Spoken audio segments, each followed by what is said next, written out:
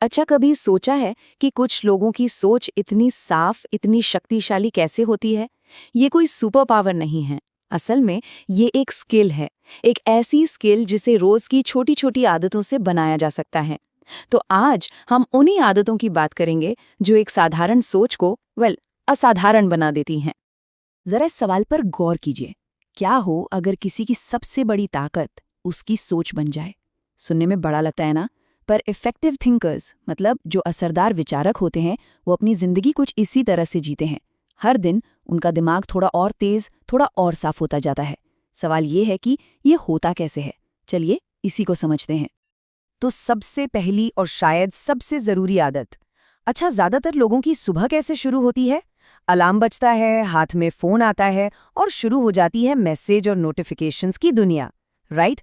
बस यहीं पर एक इफेक्टिव थिंकर थोड़ा अलग काम करता है। वो अपने दिन की शुरुआत जवाबों से नहीं, बल्कि सवालों से करता है। ये देखिए, यहाँ पर साफ फर्क दिखता है। एक तरफ है एक रूटीन सुबह, जहां हम बस दिन भर जो हो रहा है उस पर रिएक्ट कर रहे हैं, और दूसरी तरफ है एक विचारक की सुबह, जहां दिन को एक डायरेक्शन दी जा रही है प्रोएक्टिव तरीके से। जब कोई सुबह उठकर ये सोचता है कि आज मैं नया क्या सीख सकता हूँ, या आज के दिन को मीनिंगफुल कैसे बनाऊं, तो दिमाग का मूड ही बदल जाता है। वो अपने आप फोकस्ड और क्यूरियस हो जाता है। तो सवाल ये है कि सवाल पूछने में आखिर इतनी पावर है क्यों? देखिए, इसका असली मकसद सिर्फ जवाब ढूंढना नहीं है। असल में ये दिमाग को नए आइडियाज के लिए तैयार करने का एक तरीका है। जब हम सवाल पूछते हैं तो हम अपनी पुरानी सोच को चैलेंज करते हैं, अपनी क्रिएटिविटी को जगाते हैं और प्रॉब्लम सॉल्विंग स्किल्स को बेहतर बनाते हैं। सीधे शब्दों में कहें तो ये हमें हमारे कंफर्ट जोन से बाहर धकेलता है। और ये बात इस कोट में कितनी सही बैठती है। जरा सोचिए, अगर थॉमस एडिसन ने मान लिया होता कि हाँ, जो तरीके हैं रोशनी के, बस वही फाइनल हैं, तो क्या होता? शायद आज भी हम सब अंधेरे में ही जी रहे होते। ये उनकी लगातार सवाल पूछने की आदत ही थी। क्या इससे बेहतर कुछ हो सकता है, जिसने इतने बड़े आविष्कार को जन्म दिया? चलिए, अब आते हैं हमारी दूसरी आदत पर। ये एनालॉजी मुझे बहुत पसंद है। जैसे हमारी बॉडी को अच्छा खाना चाहिए, है ना? बिल्कुल वैसे ही हमारे दिमाग को भी एक क्वालिटी डाइट चाहिए, मतलब बेहतरीन जानकारी। क्योंकि सीधी सी बात है, जो हम दिमाग में डालेंगे, हमारी सोच भी तो वैसी ही बनेगी। और इसी से जुड़ा एक बहुत ही इंटरेस्टिंग कॉन्सेप्ट है आइडियाज का क्रॉस पॉलिनेशन। सुनने में थोड़ा टेक्निकल लगता है, पर इसका मतलब बहुत सिंपल है। एक फील्ड का आइडिया उठाकर उसे किसी दूसरी फील्ड में अप्लाई कर देना और उससे कुछ बिल्कुल नया बना देना। यकीन मानिए, असली इनोवेशन यहीं से आता है। स्टीव जॉब्स इसका सबसे बड़ा एग्जाम्पल है।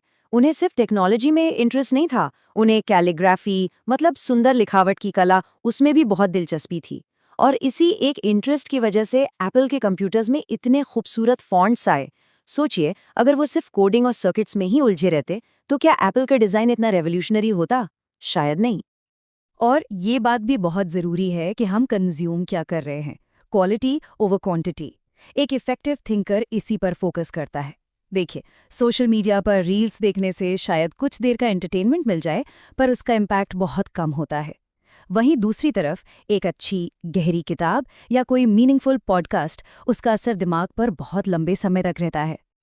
ओके, अब आते हैं तीसरी आदत पर। और ये आदत दिमाग में जो विचारों का कोहरा छाया रहता है ना, उससे साफ करने का काम करती है।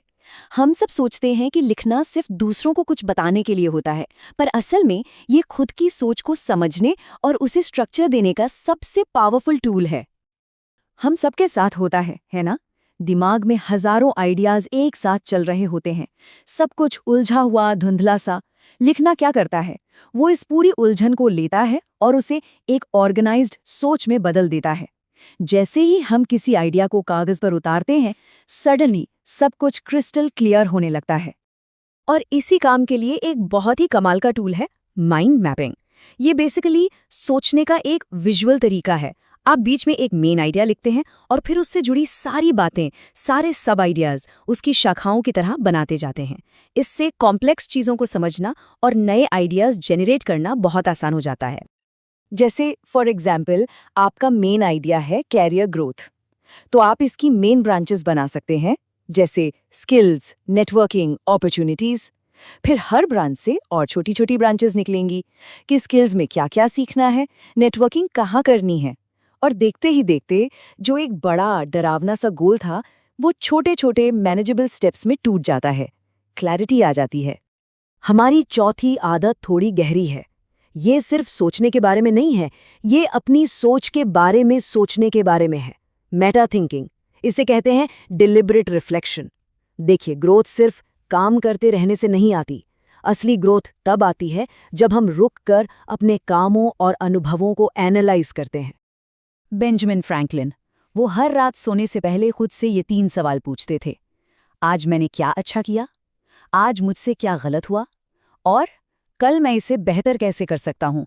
सोचिए, ये कितनी सिंपल सी आदत है, पर यही आदत इंसान को हर दिन थोड़ा और समझदार, थोड़ा और बेहतर बनाती है।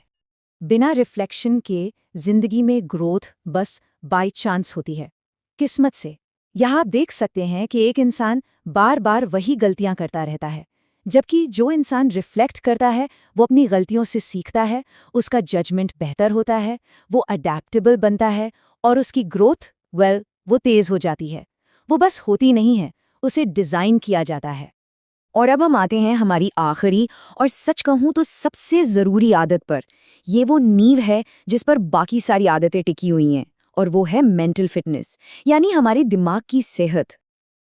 लेकिन एक मिनट, इन सारी आदतों के लिए सवाल पूछना, पढ़ना, लिखना, सोचना, इन सब के लिए एनर्जी कहाँ से आएगी?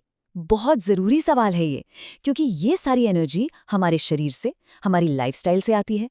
एक इफेक्टिव थिंकर ये बात बहुत अच्छे से जानता है कि एक थका हुआ दिमाग कभी भी अपना बेस्ट काम नहीं कर सकता। तो मेंटल फिटनेस के ये 3 मेन पिलर्स हैं। पहला, रेगुलर एक्सरसाइज। ये दिमाग में ब्लड फ्लो और ऑक्सीजन को बूस्ट करता है। दूसरा, प्रॉपर स्लीप। नींद हमारे दिमाग का रीसेट बटन है, यही अगले दिन के लिए क्लैरिटी लाती है। और तीसरा, बैलेंस डाइट। दिमाग को सही फ्यूल देना ताकि वो लंबे समय तक हाई परफॉर्मेंस दे सके। तो इन सारी आदतों का जो निचोड़ है वो इस एक सवाल में है, आज मैं कैसे थोड़ा सा बेहतर इंसान बन सकता हूँ? बस इतना सा सवाल। अगर हर दिन की शुरुआत इस एक सोच से की जाए तो ये पूरी जिंदगी को बदल सकता है, क्योंकि एक इफेक्टिव थिंकर बनने का सफर कोई एक दिन की रेस नहीं है। ये हर दिन खुद को बस थोड़ा सा बेहतर बनाने की एक आदत है।